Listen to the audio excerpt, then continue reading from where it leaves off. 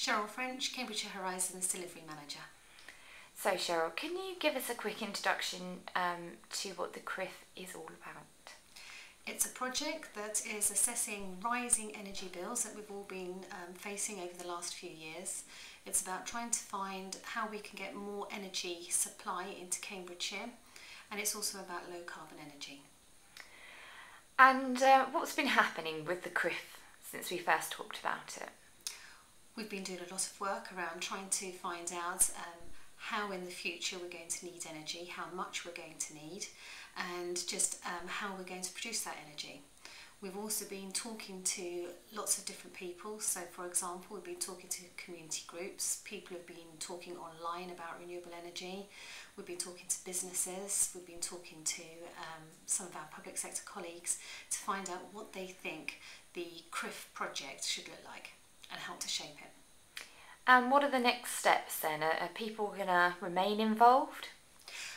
Yes, the next step is to go out to our communities. We've got a number of local community events happening from mid-August to the end of September. So this is the chance, if you are doing something or want to be involved in shaping how the CRIF project can work, please come along to one of those events.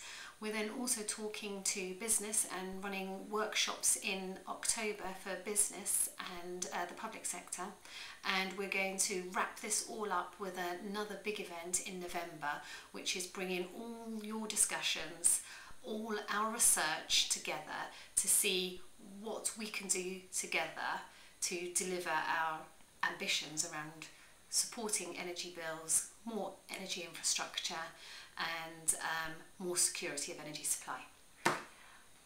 So to ask you another question that I didn't ask you in advance, at the end of the CRIF project, what would you see as a success? What kind of projects do you think might come out of it?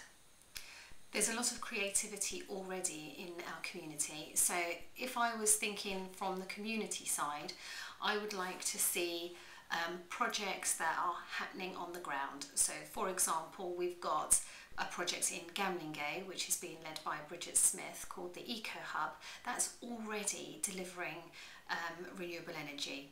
It's got a new building, it's got a wind turbine, it's got photovoltaics. We need to use that sort of experience in the community to share with our other communities to show how it can be done.